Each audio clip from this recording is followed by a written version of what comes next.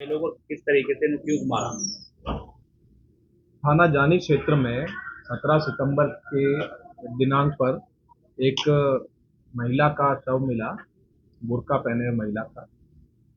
उसकी शिनाख्त नहीं हो पाई शव की। पोस्टमार्टम में उसका हत्या किया जाना पाया गया तो उस पर पुलिस ने मुकदमा दर्ज करवाया हत्या की धाराओं में। तत्पश्चात दो पुलिस टीम गठित हुई थी महिला की शिनाख्त के लिए और केस के अनावरण कर अभियुक्तों की गिरफ्तारी के लिए। थाना जानी की पुलिस ने अथक प्रयास करके इस केस का अनावरण किया है। इसमें जो महिला है उनका नाम यास्मीन नईम नईमा यास्मीन के नाम से शिनाख्त हुई है उनकी, और वो आसाम की रहने वाली हैं। और जब इसमें प्रकरण में जानकारी की गई तो ज्ञात हुआ कि एक इमाम है चरथावल मुजफ्फरनगर के, जिनका नाम शहजाद है। उनकी ये पत्नी के रूप में वहाँ रह रही थी और वहाँ से काफ़ी दिनों से गायब थी। और इस पर जो इमाम है उन्होंने अगले महीने 8 अक्टूबर के दिन में इनकी गुमशुदगी स्थानीय थाने पर दर्ज करवाई। इसी से पुलिस को शक हुआ और वहां आसपास पूछताछ करने पर इन महिला की शिनाख्त नईमा के रूप में स्थापित हो गई। पड़ोसियों ने बताया कि ये काफी समय से इमाम के यहाँ पर पत्नी के रूप में रह रही थी। इस पर जो परिजन है इमाम है और उनके एक साथी की पुलिस ने जब हिरासत में लेके पूछताछ की तो उन्होंने पूरी घटना कबूल करते हुए ये बताया कि इमाम की पहले भी एक शादी हो रखी थी और उससे 3 बच्चे थे।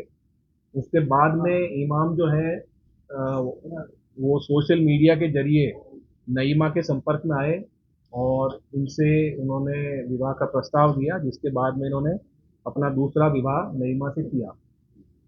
तत्पश्चात नईमा आकर इनके साथ रहने लगी मुजफ्फरनगर में, और जहाँ पर एक ये मस्जिद में इमाम का काम करने लगे। परंतु दोनों के बीच में मतभेद होने लगे। और इसमें जो इमाम है वो 5वीं कक्षा तक पढ़े थे और जो नईमा है वो ग्रेजुएट थी और एक मल्टीनेशनल कंपनी में भी पहले काम कर चुकी थी। और इसको लेकर नईमा को ये जानकारी होने लगी कि ये इनको धोखा दिया गया है और इनका इमाम का कोई स्वयं का ना मकान है ना अच्छे से शिक्षित है और पूर्व से शादीशुदा भी है। इस बात को लेकर दोनों में झगड़ा होने लगा। उसे रास्ते से हटाने के इरादे से जो शहजाद है उसने अपने एक साथी के साथ में 12,000 रुपये में उसको दिए और अपने साथ किया।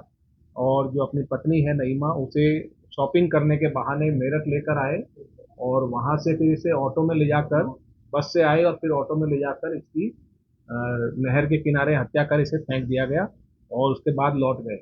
लौटने के बाद इन्होंने आस पड़ोस के लोगों से पूछताछ करने पर बताया कि जो नईमा है वो वापस भाग गई है और अपने मायके चली गई है।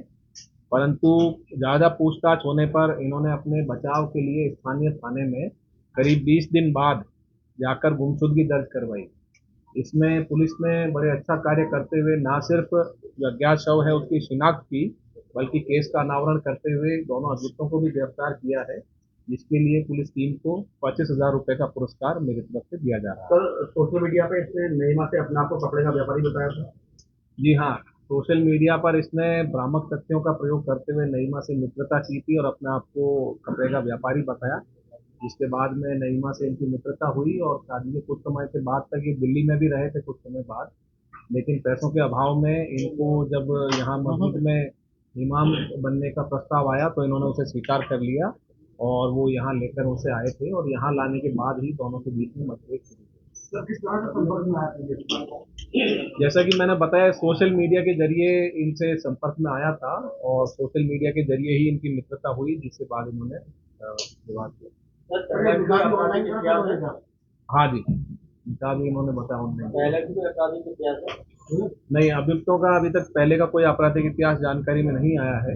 अन्य स्थानों पर भी जानकारी की जा रही है, अन्य प्रदेशों में, परंतु यहाँ पर कोई इनका आपराधिक इतिहास नहीं है। उस बात में पता लगा कि नजीब केवल 12,000 रुपए की थी, जो 12,000 बहुत बड़ी कीमत नहीं होती।